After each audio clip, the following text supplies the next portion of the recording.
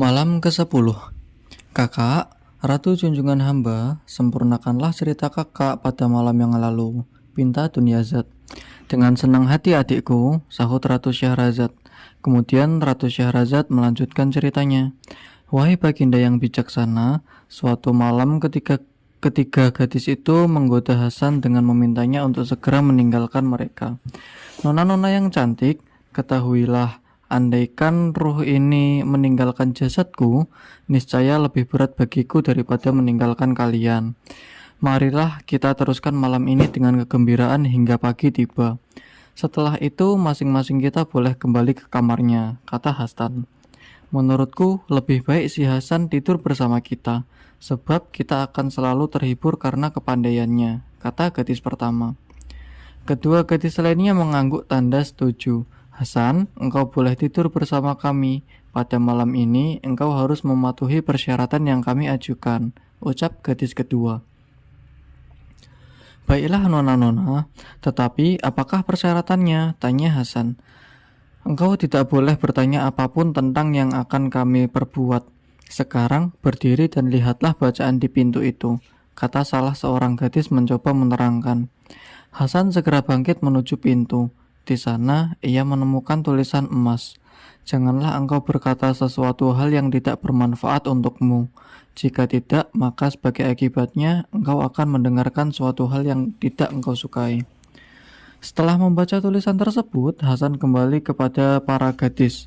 Wahai nona-nona cantik, saksikanlah, aku tidak akan berkata suatu hal yang tidak bermanfaat untukku, ucap Hasan. Sesaat kemudian, pesta segera dimulai. Gadis pertama mempersiapkan makanan dan minuman. Hasan mempersiapkan meja, nampan, dan lilin.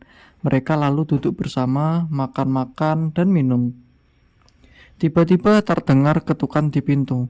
Gadis kedua bangkit dan mengintip dari gorden jendela, lalu kembali dengan wajah yang berbunga-bunga.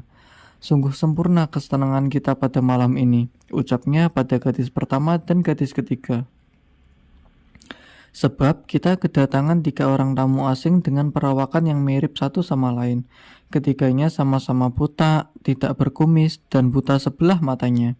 Tampaknya mereka datang dari negeri Romawi. Nona-nona, jika Anda mengizinkan, maka mereka akan kupersilahkan masuk dan aku yakin mereka akan menjadi hiburan bagi kita. Biarkan mereka masuk dan katakan agar mereka mematuhi peraturan kita sama seperti si Hasan, kata gadis pertama dan gadis ketiga hampir bersamaan. Dengan girang, gadis kedua menuju pintu. Sesaat kemudian, ia masuk kembali ke ruangan dengan diiringi oleh 3 lelaki berperawakan lucu sebagaimana yang telah dikatakan oleh gadis kedua. Para tamu memberi salam hormat dan para gadis berdiri menyambut penghormatan mereka. Mereka dipersilahkan duduk. Ketiga tamu asing itu memperhatikan Hasan yang ternyata mulai sempoyongan karena mabuk. Rupanya orang ini juga miskin seperti kami. Sungguh, kami merasa terhibur dengan kemiskinannya, ucap ketiga tamu lelaki itu. Para gadis tertawa mendengar kata-kata tamunya. Hai orang-orang asing, duduk sajalah dan jangan banyak bicara. Tidakkah kalian memperhatikan apa yang tertulis di atas pintu itu? Kata Hasan dengan nada yang marah. Para gadis kembali tertawa. Sungguh, para tamu kita ditambah si Hasan ini menjadi hiburan yang sangat menyenangkan hati, kata gadis-gadis itu satu sama lain. Ketiga tamu tersebut dipersilahkan untuk menikmati hidangan yang telah disediakan. Mereka pun berpesta.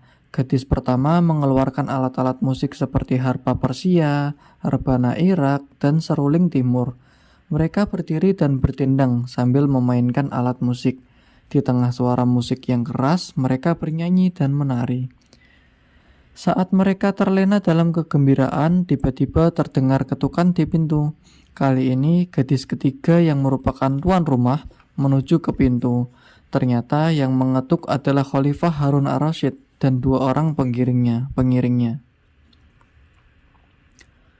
Rupanya pada malam itu Khalifah Harun ar-Rasyid dan wazirnya Ja'far al-Barmaki serta al-Kujunya yang bernama Masrur sedang berada di kota itu seperti yang biasa mereka lakukan sesekali dengan menyamar sebagai pedagang. Mereka berkeliling ke seluruh kota raja dalam rangka mencari berita baru mengenai keamanan dan keadaan rakyat. Ketika mereka sedang berjalan-jalan, mereka melewati pintu itu dan mendengar musik yang berasal dari seruling, harpa, dan rebana, serta suara nyanyian para gadis, serta tawa orang-orang yang sedang berpesta.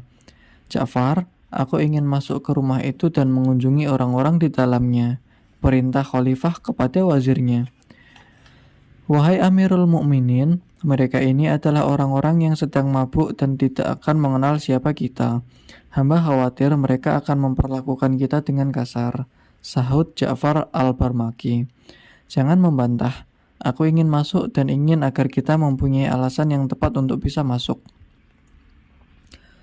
Baik, hamba mendengar dan hamba patuh. Lalu Ja'far al-Barmaki mengetuk pintu. Gadis kedua bangkit dan membukakan pintu. Wahai Tuan Putri, kami adalah pedagang-pedagang dari kota Tabariyah, kata Ja'far al-Barmaki kepada gadis kedua. Kami telah berada di Baghdad selama 10 hari. Kami membawa serta barang-barang dagangan kami dan menginap di sebuah rumah penginapan para pedagang. Malam ini seorang pedagang dari kota Anda mengundang kami ke rumahnya, serta menawari kami makan dan minum. Kami minum dan bersenang-senang beberapa saat, lalu sebelum akhirnya kami minta izin untuk pulang. Karena kami adalah orang asing di kota Anda dan kami tidak tahu jalan menuju penginapan, maka kami berharap Anda cukup berbaik hati untuk membiarkan kami ikut menikmati sisa malam dengan memberikan kesempatan kepada kami, dan kami akan membayar Anda atas andil kami. Semoga Tuhan memberikan pahala kepada Anda. Gadis itu memperhatikan para tamunya dan melihat bahwa keadaan mereka memang seperti pedagang yang jujur. Lalu ia kembali menemui saudara-saudaranya dan membicarakannya kepada mereka. Gadis pertama dan gadis ketiga merasa kasihan kepada mereka. Biarkan mereka masuk, kata gadis pertama dan gadis ketiga.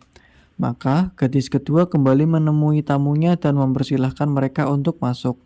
Ketika Khalifah Harun ar-Rasyid bersama dengan Ja'far al-Barmaki dan Masrur memasuki ruangan tengah, gadis-gadis tersebut bangkit. Selamat datang wahai tamu-tamu kami, sambut gadis-gadis itu. Kalian kami terima untuk menginap di sini dengan satu syarat, yaitu tidak boleh berkata apapun tentang hal yang tidak bermanfaat untuk kalian. Sebab jika tidak, maka kalian akan mendengar suatu hal yang tidak menyenangkan hati kalian. Baiklah, sahut ketiga pedagang itu. Setelah puas bercakap-cakap dengan ketiga tamunya, para gadis kembali minum-minum. Sang khalifah merasa heran ketika melihat ketiga tamu lain yang tampak seperti orang miskin, dan masing-masing mata kanannya buta. Khalifah juga heran terhadap gadis-gadis dengan kecantikannya, daya tarik, keluasan, dan kemurahan hati sedemikian rupa. Di sebuah tempat yang begitu indah dengan kelompok musik yang terdiri atas 3 orang bermata satu. Tetapi ia merasa bahwa pada saat itu ia tidak dapat mengajukan pertanyaan apapun. Mereka terus berbincang dan minum-minum. Mereka juga menghidangkan minuman kepada khalifah. Namun khalifah segera menolaknya. Maaf, aku seorang yang sudah berhaji, kata khalifah sembari menolak tawaran minuman. Khalifah duduk agak menjauh dari mereka. Gadis kedua yang biasa bertugas menjadi penjaga pintu bangkit menuju khalifah dengan membawa nampan berhias dan meletakkan gelas besar di atasnya. Lalu menuangkan air tawar serta potongan es dicampur dengan gula. Ia memberikannya kepada khalifah dan khalifah menyambutnya dengan ucapan terima kasih. Aku harus memberinya hadiah pada suatu hari atas perbuatannya menghidangkan minuman yang baik, batin khalifah. Demikianlah, penghuni rumah itu selain khalifah dan pengiringnya kembali larut dan dalam minuman dan hiburan. Ketika minuman mereka telah menunjukkan pengaruhnya, gadis ketiga, yakni si pemilik rumah, bangkit membungkuk sambil menggandeng tangan gadis pertama. Saudaraku, mari kita lakukan tugas kita, ajak gadis ketiga kepada gadis pertama. Baiklah, sahut gadis pertama. Gadis kedua atau si penjaga pintu segera membersihkan ruangan dan menyuruh para tamunya untuk duduk di atas sebuah sofa. Engkau sangat pemalas, bangunlah dan bantu kami. Bukankah engkau adalah penghuni rumah ini? Teriak gadis kedua kepada Hasan. Hasan pun bangkit menggeliatkan tubuhnya. Apa yang Nona inginkan? Tanya Hasan. Tetaplah di tempatmu, jawab gadis itu. Kemarilah, bantu aku. Ketika Hasan mendekat, ia melihat daun ekor anjing pemburu betina berwarna hitam dengan rantai di lehernya. Lalu Hasan menuntun anjing-anjing itu ke tengah-tengah aula. Gadis ketiga, yakni pemilik rumah, berdiri dan menggulung lengan bajunya, lalu mengambil cambuk. Bawakan aku salah seekor anjing itu, pinta gadis ketiga pada Hasan. Hasan pun segera menyeret salah seekor anjing itu dan membawanya ke hadapan gadis pemilik rumah. Sementara anjing tersebut meratap dan menggeleng-gelengkan kepalanya ke arah gadis itu. Ketika Hasan berdiri memegang rantai, si gadis pemilik rumah mencambuk anjing itu dengan keras pada kepalanya hingga membuat hewan tersebut meraung dan meratap. Si gadis terus saja mencambuk anjing itu sampai lengannya terasa loyo. Setelah puas, gadis itu menghentikan cambukannya. Ia melemparkan cambuknya dan meminta rantai pada Hasan. Ia lantas memeluk anjing itu sambil menangis bersamanya cukup lama. Lalu si gadis mengusap air mata anjing itu dengan sapu tangannya dan menciumi kepalanya. Bawalah ia ke tempatnya dan bawalah anjing satunya kemari, suruh gadis itu kepada Hasan. Hasan mengembalikan anjing itu ke tempatnya dan membawa anjing berikutnya kepada gadis pemilik rumah. Lalu si gadis memperlakukannya seperti halnya anjing yang pertama. Sang khalifah sendiri mulai terganggu perasaannya. Sedangkan Ja'far al-Barmaki tampak hendak melakukan sesuatu, tetapi khalifah segera mengedipkan mata kepadanya, berbicara dengan isyarat, ini bukan waktunya untuk bertanya. Ketika si gadis pemilik rumah selesai menghukum anjing tersebut, ia berkata kepada gadis penjaga pintu, laksanakanlah keinginanmu. Baiklah, sahut gadis penjaga pintu. Kemudian gadis pemilik rumah naik ke atas dipan yang terbuat dari marmer bersepuh emas dan perak. Sekarang keluarkan apa yang ada pada kalian, perintahnya pada kedua gadis lainnya. Kedua gadis itu bangkit. Gadis penjaga pintu duduk di atas dipan di dekat gadis pemilik rumah. Sedangkan gadis yang satunya lagi segera masuk ke dalam kamar. Ia mengambil sebuah kantong kain yang terbuat dari sutra satin berumbai hijau. Setelah itu, ia berdiri di depan gadis pemilik rumah. Ia lantas membuka kantong dan mengeluarkan alat musik kecapi. Tak lama kemudian, ia memetik kecapi sambil melantunkan syair. Telah mereka kembalikan kenikmatan tidur kepada kelopak mataku. Satu kenikmatan yang sebelumnya dirampas begitu saja. Telah juga mereka kabarkan bahwa isi otakku lenyap tanpa jejak. Ketahu bahwa ketika aku menjadikan cinta sebagai tempat berteduh, ternyata impian membenci pelupuk mataku. Mereka berkata, kami berjanji jadi bagian dari kelompokmu yang pandai, tak akan kami celakakan kalian sedikit pun dari celaan. Aku berkata, silahkan kalian ambil kesempatan, tetapi ampuni aku jika ada darah membasahi tanah. Aku akan berkata bahwa aku sudah lelah menanggung beban pertumpahan darah. Akan kulempar cermin pikiranku ke matahari. Namun sebaliknya, pikiranku tumbuh di mana saja sebagai cendawan. Allah telah membentuk pikiran dari air, kehidupan yang sisanya mengalir ke lubang tersembunyi dan sisa-sisanya mengalir ke dalam lubang itu. Bagaimana pendapatmu tentang seorang yang gemar mencintai, yang tak punya apapun kecuali keluh kesah, duka cita, dan ratap tangisan? Ia yang melihat bayanganmu di air yang lenyap segera. Ketika ia sangat berhasrat untuk minum, maka ia akan terbebas dari rasa dahaga meski ia belum minum. Aku mabuk bukan karena minuman, dan mataku mulai mengantuk, maka aku pun tidur. Bagus, bagus, indah sekali suaramu, puji gadis pemilik rumah. Gadis pertama menarik kerah gaunnya dan merobeknya hingga menelanjangi seluruh tubuhnya. Kemudian jatuh pingsan. Ketika tubuhnya terlihat, Khalifah melihat bekas cambukan di bagian punggungnya. Khalifah lantas merasa sangat heran. Lalu bangkitlah gadis yang kedua dan memercikkan air ke atas kepalanya. Lantas ia mengambil pakaian dan mengenakannya. Bukankah engkau juga menyaksikan ada bekas cambukan di tubuh gadis itu? Tanya Khalifah pada Ja'far al-Barmaki. Sungguh, aku tidak bisa berdiam diri lagi. Aku tak akan merasa tenang jika tidak mengetahui kejadian sebenarnya, serta kisah tentang gadis-gadis ini dan kedua anjing itu. Baginda, ucap Ja'far, mereka telah menetapkan syarat kepada kita agar tidak berkata apapun tentang suatu hal yang tidak bermanfaat. Sebab jika kita melanggar persyaratan itu, maka kita akan mendengar sesuatu hal yang tidak menyenangkan. Kemudian gadis penunjuk jalan bangkit dan mengambil kayu cendana, serta menyandarkannya ke dadanya. Ia memberi isyarat dengan ujung jarinya, lalu bersyair. Jika kami mengajukan keinginan, maka apa yang akan kukatakan? Atau jika kami didera kerinduan, maka bagaimana cara mengobatinya? Seandainya kami mengutus seseorang untuk menerjemahkan ucapan kami, utusan itu tak akan sanggup menyampaikan keluhan sang kekasih. Jika kami tetap bersabar, maka tidak ada sesuatu pun yang tertinggal pada kami. Sesudah hilangnya sang kekasih, kecuali sedikit yang tersisa, yang ada hanya rasa sesal dan duka cita mengalir lewat air mata di pipi.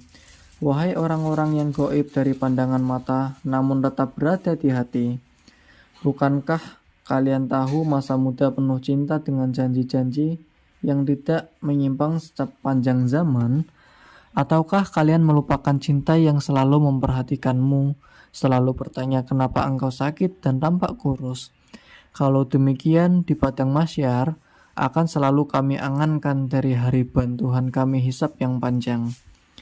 Ketika gadis kedua mendengar syair yang dilantunkan oleh gadis penunjuk jalan, ia lalu merobek pakaiannya sebagaimana yang dilakukan oleh gadis pertama, kemudian jatuh pingsan. Gadis penunjuk jalan bangkit dan mengenakan pakaian baru kepadanya setelah terlebih dahulu memercikkan air ke wajahnya. Kemudian gadis ketiga juga berdiri menuju dipan. Bernyanyilah untukku, tetapi tidak tentang isi hatiku, suruh gadis ketiga pada gadis penunjuk jalan. Gadis itu segera memainkan kecapi dan bersenandung. Sampai kapankah kesendirian dan kehinaan ini? Sungguh, air mataku terus mengalir. Namun belum juga cukup. Betapa engkau sering sengaja meninggalkanku dalam waktu yang lama. Jika tujuanmu adalah agar aku cemburu, maka kesembuhanku segera tiba. Seandainya engkau membelah waktu untuk melihat adakah kekasihmu berkhianat, maka setengah hari pun engkau tak akan menemukan jejaknya. Kepada siapa akan kuungkapkan cerita ini? Wahai pembunuh cintaku, wahai yang menolak keluhan ketika kepercayaan telah hilang, sementara perasaan cintaku kepadamu menambah siksaan di jiwaku. Ketika engkau berjanji, aku tak melihatmu sebagai pengingkar janji. Wahai orang-orang yang pasrah, ambillah 1000 kekuatan untuk menggapai cinta. Apakah kehinaan telah menjadi hukum cinta? Hingga jiwaku berkenalan dengan tangan yang hampa. Sungguh, aku pernah dibebani oleh cintamu yang sangat indah. Kini aku tertimpa beban kehinaan karena aku terlalu pasrah. Ketika saudaranya menyelesaikan syairnya, gadis itu menjerit dan merobek pakaiannya, lalu jatuh pingsan. Saat itu kembali terlihat bekas cambukan di tubuhnya seperti sebelumnya. Andai saja kami tidak pernah memasuki rumah ini dan lebih suka melewatkan malam di atas tumpukan sampah di luar kota. Sebab malam kita ternoda oleh pemandangan yang begitu mengganggu perasaan, kata tamu berpenampilan lucu. Sang khalifah menoleh kepada mereka. Kenapa bisa terjadi demikian? Tanya khalifah. Sungguh, pikiran kami dikacaukan oleh masalah ini. Bukankah kalian adalah termasuk penghuni rumah ini? Tidak, kami justru mengira bahwa si pelayan itulah yang termasuk penghuni rumah ini. Demi Allah, sumpah si pelayan yang tidak lain adalah Hasan, aku baru tinggal di tempat ini malam ini saja. Andai saja aku tidur di emperan kota, maka aku tidak akan ada di tempat ini. Ditambah dengan kawanku, Ja'far dan Masrur, jumlah kita 7 orang, sedangkan mereka hanya bertiga. Tak ada orang keempat. Marilah Kita minta penjelasan kepada mereka. Jika mereka tidak mau menjawab dengan sukarela, kita akan memaksa mereka, kata khalifah. Semua setuju untuk melaksanakan tugas dan rencana itu, kecuali Ja'far. Ini tidak bisa dibenarkan.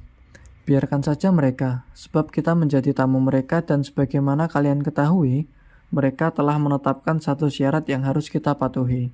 Malam pun tinggal sebentar lagi tiba, dan kita akan segera mengambil jalan sendiri-sendiri. Setelah berkata demikian, Ja'far mengedipkan mata kepada khalifah. Sebentar lagi Baginda, bisik Ja'far pada khalifah. Besok, Baginda sudah bisa memerintahkan agar mereka menghadap ke istana untuk menceritakannya. Aku tidak dapat menunggu lagi untuk mendapatkan penjelasan tentang mereka. Mereka telah banyak bicara, sedangkan kita diam saja. Tolak khalifah terhadap pendapat Ja'far. Tuan, siapa yang akan bertanya kepadanya? Tanya mereka kepada khalifah. Si pelayan yang harus maju, kata salah seorang dari mereka. Tuan-tuan, apa yang terjadi? Tanya gadis pemilik rumah ketika ia sudah tidak mampu menahan diri mendengarkan adanya keributan. Hasan mendekati gadis pemilik rumah. Nona, tuan-tuan ini mengungkapkan keinginan mereka agar Nona menceritakan tentang 2 ekor anjing itu. Mengapa Anda menghukumnya? Kemudian meratapi serta menciuminya. Mereka ingin mengetahui kenapa di tubuh Nona ada bekas luka cambukan. Demikianlah pertanyaan mereka. Benarkah apa yang dikatakannya kalian? Tanya gadis pemilik rumah sambil menoleh ke arah tamu-tamu yang ribut bersilang pendapat. Iya, jawab semua tamu, kecuali Ja'far.